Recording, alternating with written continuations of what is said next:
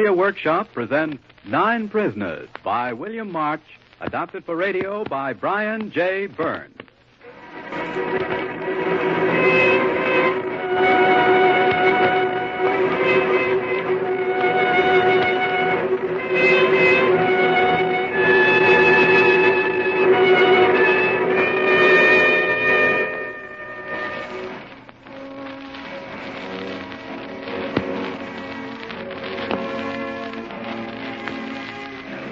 My name's Julius Pelton. I don't mean a thing to you. It don't mean a thing to anybody else. And it means less to me. There was a time when I was proud of that name. Proud of a lot of things. My background, my character, my country. My country. I guess that was my greatest pride. But all that's changed. Now I'm proud of nothing. I'm interested in nothing because, you see, I'm a body. It probably sounds screwy to you, but that's what I am. A body. A thing without a soul. It wasn't always that way. I had a soul in those days when I had something to be proud of. It was my pride that lost me my soul. My pride of my country. That's why I enlisted and did my bit in the war. The war. I came out of it all in one piece. I was a lucky guy, that's what they said. But I lost more than an arm, a leg, a head, all my life. It don't make much difference where it happened. It was a long way from here on the edge of a wood. To our left was a gravel pit, long abandoned, with one narrow opening. Back of that, a ravine ran straight for 100 yards. Then it stopped blindly against a bank of clay. That's where I stopped, too. Where I stopped being the man I was. Where I lost all that makes the flesh more than so many pounds of beef. I just ordered my men to dig in. Our 1st battalion was to pass over our heads to continue the attack. In the gravel pit were 22 prisoners taken that day. We just about finished digging when the first men started to jump over us. All right, fellows, they're deep enough. Here comes the 1st Battalion, Sarge. Well, get your heads down or those guys will kick your brains out when they go. Watch it! Down, everybody! Boy, they seem to be all legs and arms jumping over our heads like that. Yeah, they're nimble, sure enough, but most of those legs and arms will be slung all over the countryside in a few minutes. How many of them guys you figure will come through? In a fight like this, there's only 1 out of every 3. Jeez, 1 in 3. 2 down for everyone up. Look at them go, like they're in a hurry to get it over. Funny when you think of it, isn't it? 2 out of 3. 1 over. 2 over. For keeps. Here comes the lucky step, the 3rd. 1, 2, lucky 3. Gee, it's like there was a big grave on the other side of this trench and every 2 guys was jumping into it. Yeah, 1, 2, lucky 3. Wonder why they made us dig in here. Don't know, but thank your stars you're not going on with the 1st Battalion. We done our share. That's what you think. Don't worry, they'll fix up some sort of a mess for us. Let's detail the goddamn prisoners we got over there in the sand pit. Here comes the last of the battalion. That's good. My neck's getting stiff and being cramped down in this shallow trench. All right, men, you can relax now. Hey, Sarge, when do we eat? That belly of yours sure gives you a lot of trouble in having it. Well, I'm hungry. Sergeant Pelton. Yes, Captain Matlock. Have you counted noses yet? How many men have you lost? 4, sir. That's not bad. Could be worse. Yes, sir. You've nearly 24 prisoners in the sandpit, haven't you? Exactly 22, sir. That's bad. You're taking too many prisoners, Sergeant. They're a problem. Yes, sir, they sure are. What do you think we're going to do with them? I was wondering, sir. Some of them are pretty badly wounded. I wasn't thinking about that much. Healthy or otherwise, they present a problem. Can't take them along with us, and we can't let them roam behind our lines. No, sir. Something has to be done. Couldn't we send them back with a guard, sir? The wounded ones especially. No, that's impossible. We'll be moving up pretty soon. We'll need all of our men. Brophy and Carter will have to go back anyway, so they're pretty badly banged up. They could take... No, Sergeant. It's a very simple solution to the whole thing. Yes, sir? The easiest thing would be to shoot them. Shoot them, sir? Yes. We could train a machine gun on the gravel pit. That's the simplest way. That'd be simple enough, sir, and it would get them off your hands. Yes, it would. I'm afraid the gap is too narrow, and the sides are dug in. Pretty hard for our gunners. No, that won't do. Can't do it in the sand pit. You better take them up the ravine. Do the job there. But, Captain, you don't mean that, do you, sir? Don't mean it. What do you think I'm talking for? But they're prisoners, unarmed, helpless. Well, what would you do with them? We're going to advance in a few hours. Why, Well, I don't know right now, sir. Then mine is the only solution. Take the men up the ravine and... Good God, sir, that's murder, cold-blooded murder. It's war, Sergeant. Seems to matter little which way men die.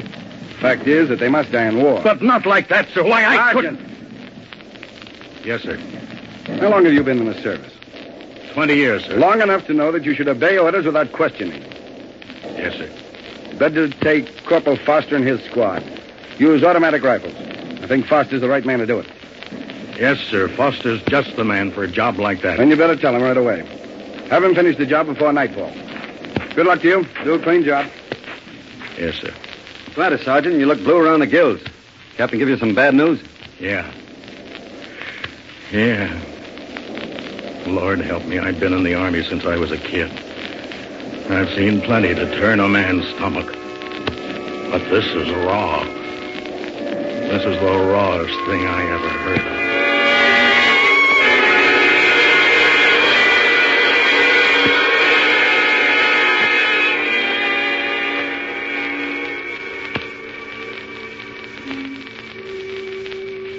My name's Clarence Foster.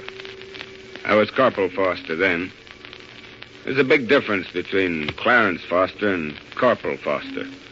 In fact, I'm hardly able to hook one up with the other now. You see, I cut my teeth almost on war propaganda. I was told how glorious war was. They've played a dirty trick on guys like me. They led me to believe all the stuff they wrote. Now, they say just the opposite. The propaganda is for peace. So war is a terrible thing. The things that were so right then are so wrong now. It makes a guy feel that nothing at all is right. It ain't a pleasant thing to be turned from a hero to a beast just by the things that guards write down on paper. It's taken me all these years to understand just how Sergeant Pelton felt when he came to relay the captain's orders. I couldn't understand then. He was pale and trembling, acting like a human being and him a soldier. I didn't get the guy at all. He called me aside out of earshot of my squad. He looked so scared I wanted to laugh. Good God, Foster, don't stand there like I'd only told you it was time for grub. Don't you realize what I said? Sure, Sarge. You just told me the captain wants me to kill 22 unarmed prisoners. And it means no more to you than any order? Like any other order? Certainly not. They're the enemy, ain't they? The guys we're fighting. We're not fighting the men in that sandpit. They're helpless. They can't do no harm anymore. That's what you say, Sarge, but it ain't so. Don't you realize what they're up to? The enemy send a lot of men over to get themselves up. Then when they get enough men back of our lines, they start a drive and the prisoners attack us from the rear. It's an old trick, Sarge. I'm surprised you ain't heard about it before. I've heard a lot of hooey in my time. But this is straight goods, I tell you. I read all about their dirty tricks even before I came over. Do you believe all the tripe you read? You don't think they'd go to all the trouble of printing it if it wasn't true? Oh, say, Sarge, you're getting chicken-hearted. You gotta realize that in a war, anything you do to the enemy is all right. Do you believe that, too? Why, sure I believe it. Don't they burn down churches and dash the brains out of innocent babies? Oh, gee, now look. Don't you go getting yourself in an uproar about this. Just leave everything to me. I sure will. The captain said you're just the man for the job. Sure, he's got confidence in me. Why, Sarge, war's war. It ain't no tea party. Those fellas in the sandpit are dirty. You gotta treat them dirty. We're doing that all right. This is the dirtiest thing I ever heard of. And I hope something will happen to stop it. That's the way you feel about it? I guess you can't help it. Well, the captain wants it done before dark. So you better get your men ready. Okay, Sarge. We'll be ready, all right. Hey, you guys. Load your automatic rifles and make it snappy. What's up, Corp? We got a little job to do. What do you mean, a little job? We're taking the prisoners out of the sandpit. Where to? Up the ravine. Yeah? What's the idea? We're going to shoot them. What, shoot them? You can't shoot them? What for? What have they done? There ain't nothing else we can do with them. We got to get rid of them. Well, what kind of a gang is this, Foster? What are you giving us? I'm giving you the captain's orders, and I don't want no arguments out of you guys. The captain must have gone off his nuts. He expects to go through with this. He's sure crazy. No, he ain't. He knows what he's doing. People who don't understand that this is necessary may think the captain's wrong, but I understand. I think he's doing the right thing. Well, I ain't gonna do it. What? I don't mind killing a man in a fight, but I ain't gonna shoot him down in cold blood. You'll do as you're told. Nobody's making a murderer out of me. If you don't obey the captain's orders, you'll get court-martialed, and maybe we'll have to shoot you, too. But the captain don't dare do a thing like this. He don't dare, tell you. He can't make us do it. Why don't you do it yourself, Foster? You could with one machine gun. That's enough gas. Get your guns and start moving. Now, I ain't gonna fool with you guys anymore. Quiet! You go or you'll get court-martialed. Pipe down! Now, who wants to be the first to disobey orders? I'm waiting. Who's the first? Okay, then, let's get going.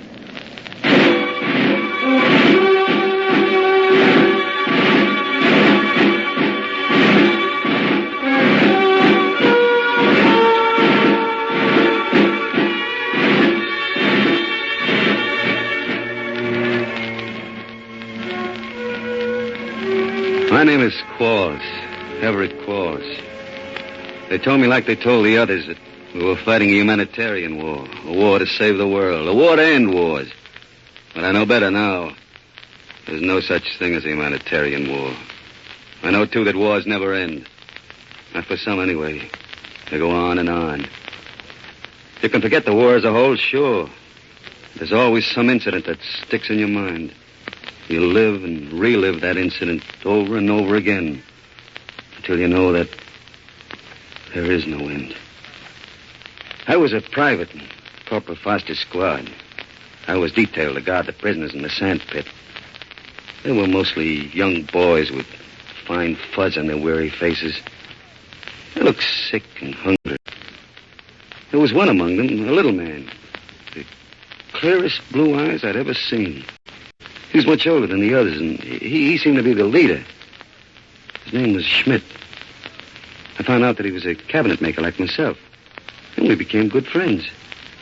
We talked a lot about what he was going to do, and the war would be over. That time, we didn't know anything about Captain Matlock's order. In fact, we had forgotten all about the war for the time being. He told me some darn interesting things about cabinet making where he came from. We sat there in the side of the pit. Far off to our right, the heavy guns were coughing. The minute I saw you, Qualls, I knew you were a builder of things, like myself. How did you know, Schmidt? Your hands, they still have the stain of your trade. See, mine have too. Yeah, nothing can wear that off, I guess. I never wanted to wear off. I'm proud of my trade. I'm proud of my hands.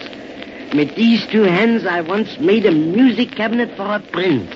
Your hands are not like a tradesman's at all. They're long and thin, like a musician's or an artist. Well, that's what we are, Qualls.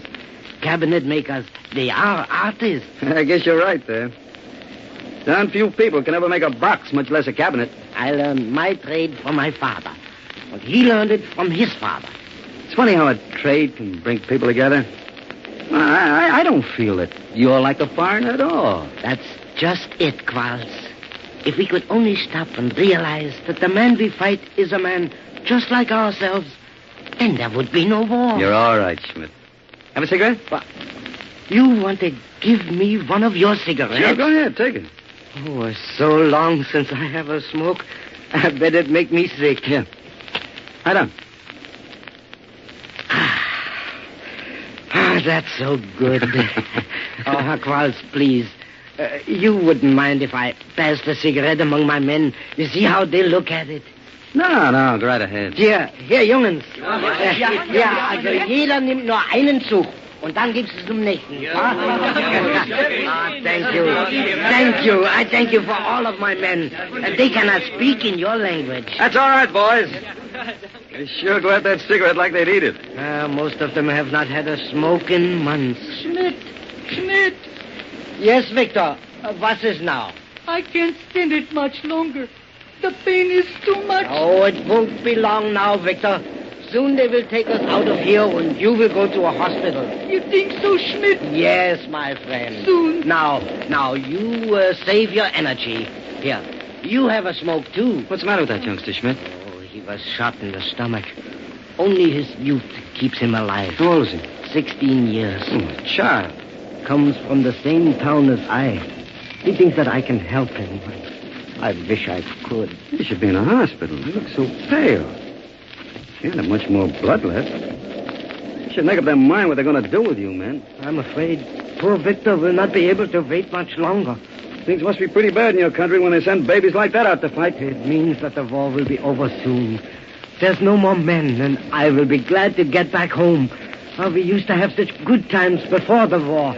After the day's work was done, we got together and we drink beer and we sing songs and... I wonder if we'll ever sing again. Oh, sure. Soon as it's over, you'll forget all about it. Hey, what's up? What are they talking about? Why, they're excited because they see a squad of your men coming through the woods. You see over there? Yeah, that's Foster Squad. He's my corporal. You think that they're going to take us back to hand the lines now? I reckon so. It's about time. God. There, Victor. You see? They're coming to take you to the hospital. Good. Maybe they'll fix me. Gosh, I sure envy you, fellas. The war's over for you. No more fighting.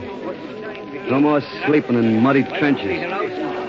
No more smelling dead flesh.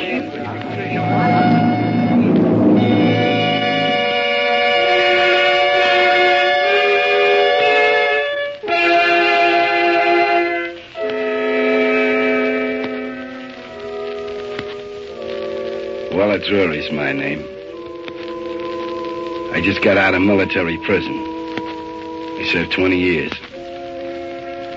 I thought I'd be able to start life all over again. I'm only 42 now, but there ain't no starting life again. I thought I'd forget in those 20 years, but I didn't. It was 20 years of thinking. Thinking of what had happened before I was court-martialed. They say I'm a little queer now. Stir-dippy, they call it. Nobody wants to have anything to do with me. Yeah, you say I'm a little queer. So is life. I remember when they put a soldier's uniform on me. I thought I looked swell. I did, too. It's a great thing, that uniform.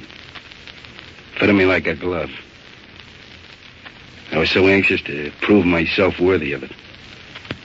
They don't think I did. That's why they threw me in prison. But I know I proved myself worthy of myself. When Corporal Foster marched us into the gravel pit, I was thinking of the same things every other one of the men was. But I put my thoughts in action. We was lined up in front of those 22 frightened prisoners. There was 9 of us. The 9 was just as scared as the 22. Rawls, you're dumb. How many more times do I have to explain this to you? But I can't play, Foster. Such a thing has never been done. Well, I've been telling these men that they were going back behind to have their wounds taken care of. Well, you didn't lie to them. Their wounds will be taken care of all right. Hey, Drury, what's the matter with you? Pick up your gun, Walt. Ain't no use getting yourself in trouble. What's the idea of throwing your rifle away? I didn't get into this war to do things like this. Well, if you thought it was going to be a child's game, you should have brought your dolls and dishes along with you. Now pick up that gun. I ain't never going to touch that gun again. I ain't going to have nothing to do with it. Oh, calm down, Walt. You're getting the prisoners excited. You got a date for a court-martial, Drury? I don't care. I don't care what they do with me. I'm getting out of here. Don't be a stamp, Walt. You can do it if you want to, but I ain't even going to look at it. I'm getting out of here. I ain't going to have no part of it. I'm getting out of here. Hey, Walt! Walt, come back here. Let him go. He won't get far. The military police will pick him up, then he'll get his. He sure is scared. He's got more guts than a whole bunch of us. He's got nerve enough to do what we'd all like to do. Well, quit the bellyache and then get those men out of the sand pit. We got to be at the ravine before dark. Dark now, Foster. Dark? You're nuts. The sun's still shining. The sun's shining, all right. But it's the darkest day any of us have ever known.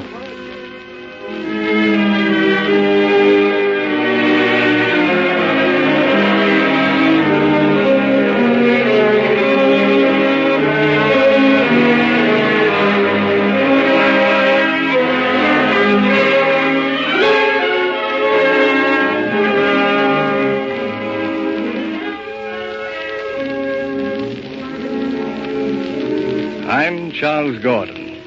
I've been around the world a couple of times. I don't know what else to do with myself. But of all the traveling I've ever done, the longest trip of all was the track from the gravel pit to the ravine. The prisoners came out of the pit stolidly, looking neither to the right nor the left. The wood had been raked by artillery fire. They glanced apprehensively over their shoulders at us and began to mutter excitedly. Don't be afraid, men. We're all prisoners and we all must do as we are told. Come on, down in the ravine there. I don't like this, Herr Schmidt. All right, Ernst. Here. Cut the gap. Get in there. You men, part them along. Please, Corporal. They're frightened. Please be patient. Can't wait here all night. You tell them in your own lingo to get into the ravine. All right, Herr Corporal. Also, Jungs, man hat keine Angst. Diese Männer tragen eine andere Uniform. What's he telling them, Jim? He's telling them that Aber sie sind vom gleichen we wear different uniforms Kein Grund für Furcht. and we speak a different language, Also nun bitte. but we're made of the same flesh and blood. Halten wir. Und alles He's expressing his faith in men, and we're getting ready to kill them. Fine. There, Herr Corporal. Now they go in. All right. Thanks. Now get in yourself. Yes. I will go too. Hey, Foster, What do you want, Coles?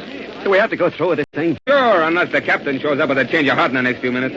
Well, if we have to do it, I want a favor. What is it? That little old fellow with the blue eyes. Will you let me take him back in the woods and shoot him myself? What's the matter? Got a grudge against him? You wouldn't understand. He would. I don't want him to see what we do to his comrades. I don't want him to get hurt. It can't be done, Qualls. The captain said here, it's got to be. But please, Foster, you Shut up. Get in line. God, I can't do this. I can't do it. Monday, if you stampede these prisoners, I'll blow your top off. Now get yourself together. Hey, you prisoners, get all the way back in there. Clear over. That's it. Now close in. Keep together. All right, now, fellas. When I give you the signal, let go quick. Spread your fire. Spray them from side to side. Ready now. Let them have it. Fire. They won't go down. They keep getting up. God, how long will it take to kill them? Pick up the rifle, Qualls. What are you staring at? Smith! Side to side. Come on there.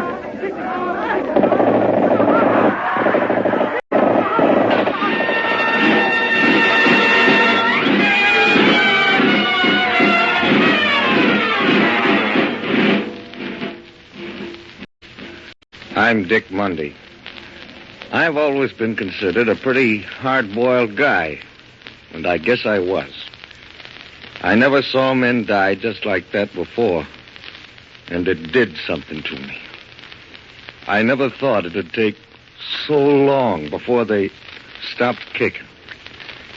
I was in a tough spot. Bill Nugent was screaming on one side of me, and the other side was big old Everett Qualls. After the first burst of rifle fire, the gun dropped out of Qualls' hand. He stood there, staring, wild-eyed, at that little blue-eyed cabinet maker. He had shot that little guy right off, but he didn't go down. Everett Qualls seemed like he was ready to go berserk. Then the little guy looked straight at Everett, turned his head away, dropped on his face, tried to get up a few times, finally flattened out and was still. Corporal Foster marched us back toward our trench. We stopped in the woods to eat grub. Pass that monkey meat along to Monday, Bill. Here you are, Dick. I don't want any. What's the matter? Nothing. Nothing at all. Oh, come on, you guys. Snap out of it. You act like they were your own brothers. They were. More so than you. Hey! They were men like us. Farmers, painters, bricklayers, cabinet makers. And we slaughtered them. Oh, God! Oh, forget it, Dick. It wasn't your fault. Come on, get up off the ground, Dick. Have a swig of this. Hey! What's happened to an Abinet? Where'd he go? He dropped behind a little way back. Nugent, you go back and see what happened to him. Okay, Cop.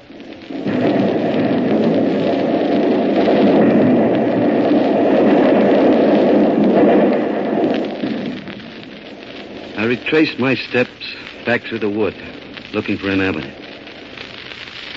I was thinking of the 22 prisoners in the trenches. Prisoners they were just a few minutes before. They were free now. What of the 9 of us?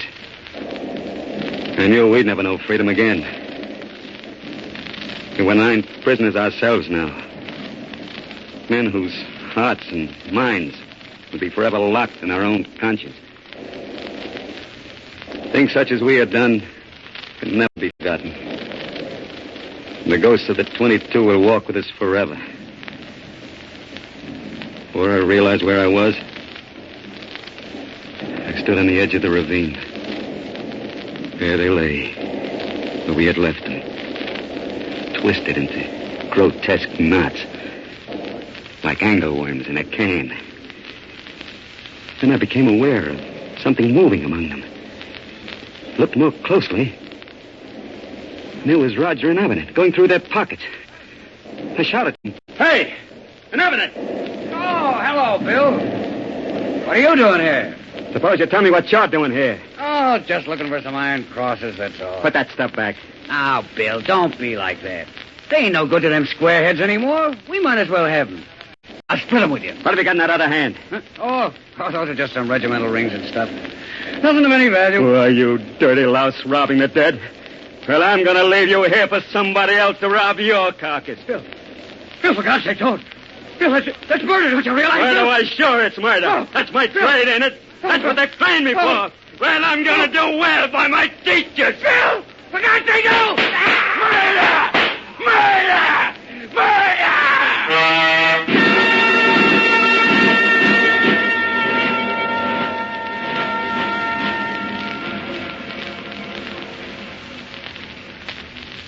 My name is James Wade. I was the youngest in Corporal Foster's squad when we went into the ravine. But I was the oldest man in the world coming back. My father was a clergyman, and I was going to be a clergyman just like him. But I knew I could never preach to men about justice, love, and mercy. Those things had vanished from the earth. They were no more. If indeed they ever existed as more than words. Perhaps it wouldn't have shaken my faith so if Captain Matlock hadn't lined us up next day and marched us all to chapel. I could never trust men again. I've been back to that ravine once since that day. The pits and scars have all gone from the land. Abandoned trenches and shell holes are now a solid mass of gently sloping vines that ripple all day in the wind. You can tell the places where the men died. The grass is more green. Poppies grow more red and the cornflowers more blue. Perhaps that's because the soil is fertilized by the blood and bodies of those who fell. More likely it's because God is so sickened with the things men do to each other that he covers the places where they've been as quickly and completely as possible. They say that war makes beasts of men. But I say that beasts of men make war.